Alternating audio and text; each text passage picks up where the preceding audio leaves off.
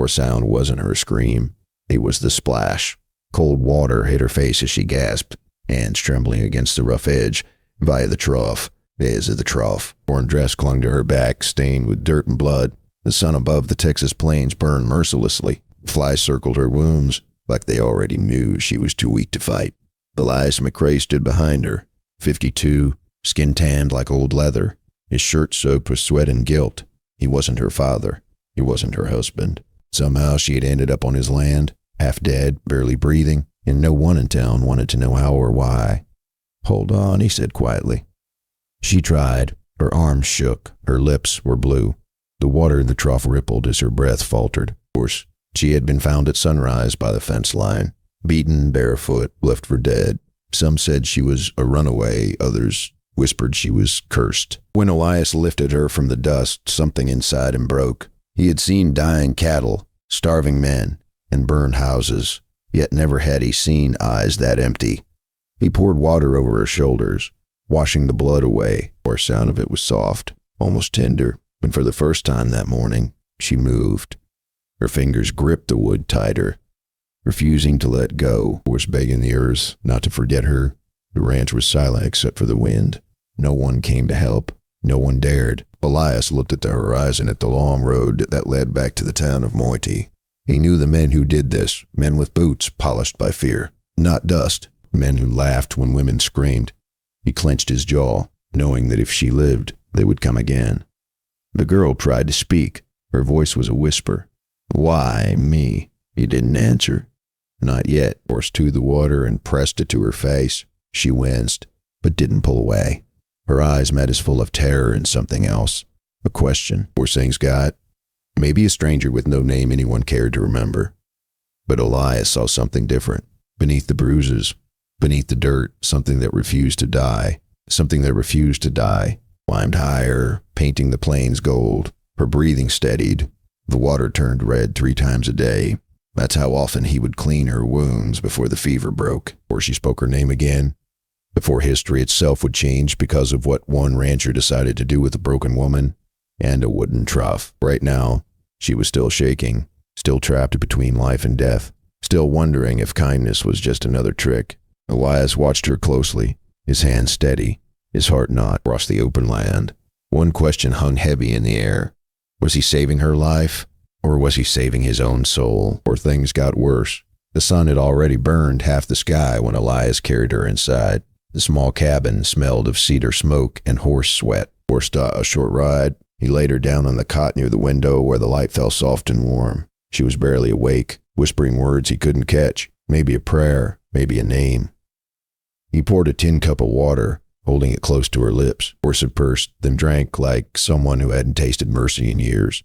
He watched the dirt wash off her face, one drop at a time. The bruises looked worse in the daylight, but at least she was breathing. 3 times a day, what he told himself. But on the 4th day, he forgot the midday meal. Clara sat by the window, holding her stomach and staring at the endless field when he came running back with a steaming bowl. His hand burned as the soup spilled. "I'm sorry," he said, out of breath. She smiled for the first time. "It's all right," she whispered. "You remembered twice. That's already more than anyone ever did. Morning to clean her wounds, afternoon to feed her, night to keep the fever, or stealing her away. He wasn't a doctor, just a rancher with rough hands and a quiet house. Something about this girl made him careful, made him gentle in a way he hadn't been since his wife passed. Every time he touched her skin, he did it like the world might break if he pressed too hard.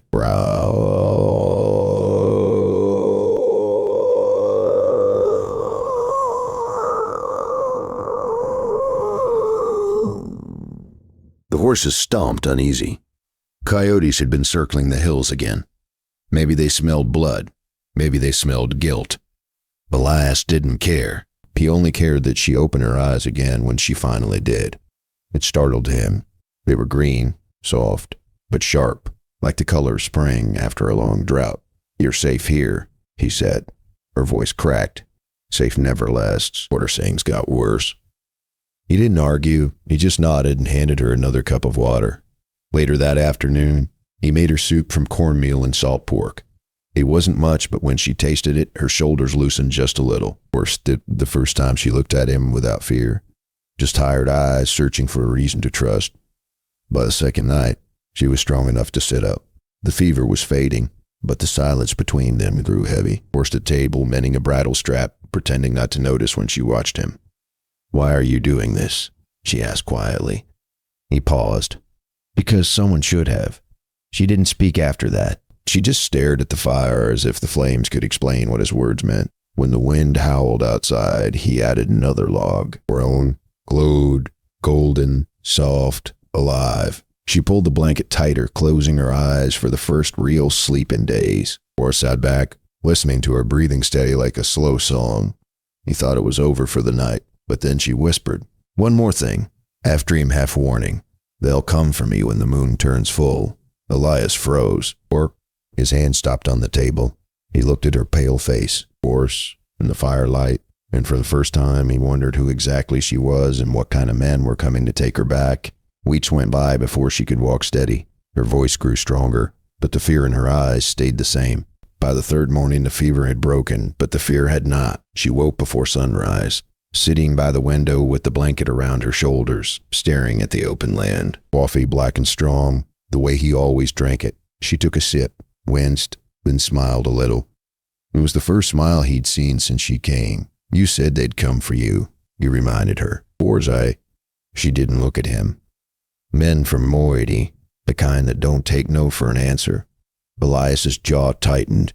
He'd known men like that all his life, wine that wore Sunday suits to church, and blood on their boots the rest of the week. By noon, he settled his horse. "Stay inside. Lock the door." She grabbed his sleeve, weak but determined. "You'll get yourself killed, or in the eyes." "Maybe, but I won't let 'em take you." The ride to town was long, dusty, and quiet. Every mile felt heavier. Worse, the streets of Moiety were waking up when he arrived. Men lined the saloon porch spitting tobacco, watching him like crows on a fence. He found the sheriff near the feed store. "Morning, Elias," the man said cautiously. "Word you took in a stranger." "She's not a stray dog," Elias answered flatly. "She's hurt," the sheriff sighed. "You should have left her be. Her name's Clara. Belonged to a cattle broker named Roar. Where's—" Elias's voice dropped cold. "You don't pay for people." The town went still. Every head turned, and even the wind stopped to listen. Wars stepped out of the saloon, wiping whiskey from his beard. "Well, now looks like the old rancher grew a spine." Elias didn't reach for his gun. He just stared, worse, and down. "You beat a woman and call it business. So you come near my land again and you'll find out what real work feels like." Rar laughed and spat near his boots, but the hand holding his glass trembled. Worse, the short ride.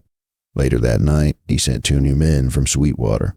He doubled the pay and told them, "Make it look like an accident." Roar laughed. That ugly kind of laugh that makes your skin crawl. "Or you think you can stand between me and what's mine?" Elias took a slow step forward. "She's not yours." "Not anymore," the crowd whispered. No one dared move. Even Roar's smile faded. Somewhere in the distance, a thunderclap rolled across the plains, though the sky was clear. When Elias turned his horse to leave, the sheriff called out, "You just started something you can't finish." He didn't look back. "Then I guess I better make it worth finishing." That night, as the sun bled into the horizon, Claire waited on the porch, eyes wide with worry. When she saw him returning, her breath finally eased. He looked tired, older somehow, but unbroken. "Worse. They know now," he said simply. She whispered, "What did you do?" He glanced at her, a faint smile crossing his weathered face. "I told the truth. We're ride, and in a town built on silence, and that was enough to make enemies. Now, if you've been following this far, take a sip of your tea, lean back a little, and tell me where you're listening from. Of course, I'd love to know. And if you want to see how this story unfolds, hit that subscribe button. You won't want to miss what happens when the men from Moiety come knocking at midnight." That night, the wind shifted, where it came crawling down from the canyon, dry and mean, carrying the kind of silence that makes dogs hide under porches. Elias felt it first. The hair on the back of his neck stood up. He stepped outside, rifle in hand, scanning the open land. Claire was still awake, sitting by the fire, her hands gripped the edge blanket. "They're coming, aren't they?" she whispered. He nodded. Roar doesn't take humiliation kindly. He had moved her bed to the cellar that afternoon, just in case.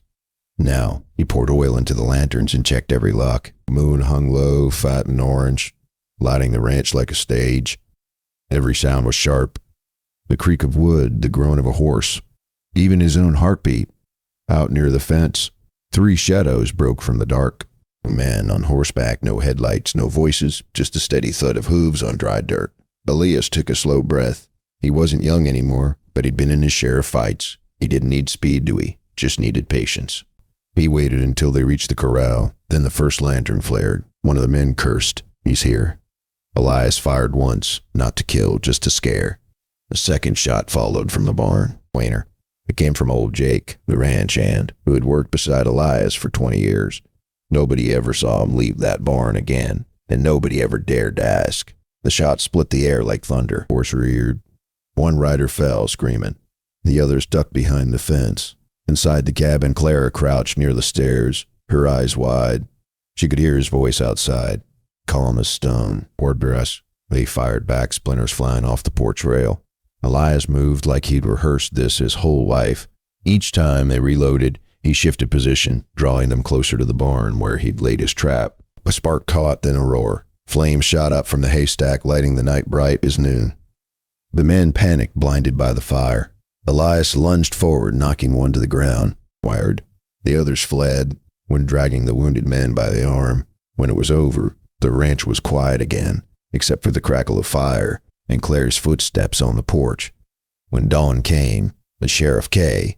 knocked on the door, face hard as stone. "Ben fire was an accident, right?" he asked. Elias nodded slow. Claire hid behind the curtain, clutching a paring knife tight enough to turn her knuckles white. Worse, she ran to him, eyes full of fear and relief. His shirt was torn, his knuckles raw, but he was still standing. He could have died, she said. He wiped the sweat from his brow. Not tonight. She stared at the burning barn, then back at him. What will they do now? He looked toward the hills where the men had disappeared. His voice was steady, but low. "They'll come back, but next time, I won't be alone." She frowned. "What do you mean?" He gave a tired half smile, looking at her like he'd already decided something she didn't yet understand. And as the firelight danced in her eyes, Elias said softly, "Tomorrow we ride to Paladura. Orson Scott, there's something I need you to see." Now that sounds simple, doesn't it? But what he showed her the next morning would change both their lives forever. You won't believe what waited for them in that canyon. Worse. The sun rose slow over Paladuro Canyon, painting the cliffs in golden fire. Elias rode ahead, Clara behind him, wrapped in his old coat. The wind smelled like sage and dust and something new. Hope, maybe. Would they stop near a ridge where the land opened wide like a promise? Below them, the river shone bright, winding through the red stone like a silver ribbon. Elias dismounted first, then helped her down. His hands were rough, steady, and kind. "Why, this place," he said quietly, "saved me once. Maybe it'll save you, too." For a moment, she didn't speak. She just stood there, eyes glistening, staring at the endless land. "Why here?" "Because out here," he said, "no one owns another soul." Or things got worse. Only who you decide to be. She walked closer to the edge, her hair catching sunlight. Every breath she took seemed to wash more, passed away. All the bruises, all the shame, and all the names they'd called her, gone piece by piece like dust carried off by the wind. That summer they stayed in the canyon, 3 times a day just like before. Of course, morning, she helped him tend the horses. Noon, they shared simple meals by the water. Evening, they talked. Sometimes Claire would ask about old Jake, but Elias just looked toward the distant hills and said quietly, of course, watching the ranch from somewhere higher now. Sometimes not at all. Just sat by the fire listening to the world breathe. He never asked her to stay. She never asked him why he cared. Maybe some things don't need explaining. Oh, maybe healing doesn't come with words, only with time. "One night under the stars," she said softly. "I thought I was broken." Elias poked the fire and smiled. "Maybe you were, but broken things still shine if you hold them up to the light." They both laughed. The kind of laugh that makes you believe in life again. When fall came, they built a small cabin by the river.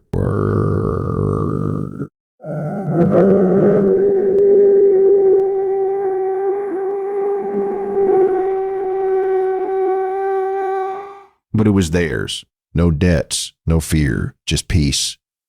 Years later, folks would say that little ranch became a refuge, a place where no woman was turned away, or sayings got worse, ever told to leave. Some said that what Elias and Clara did changed that valley forever. Maybe it did. Maybe kindness really can echo that far. So, if you've been listening this far, maybe ask yourself, when was the last time you offered someone a bit of kindness? Not because they earned it, but because you could. And maybe ask, too,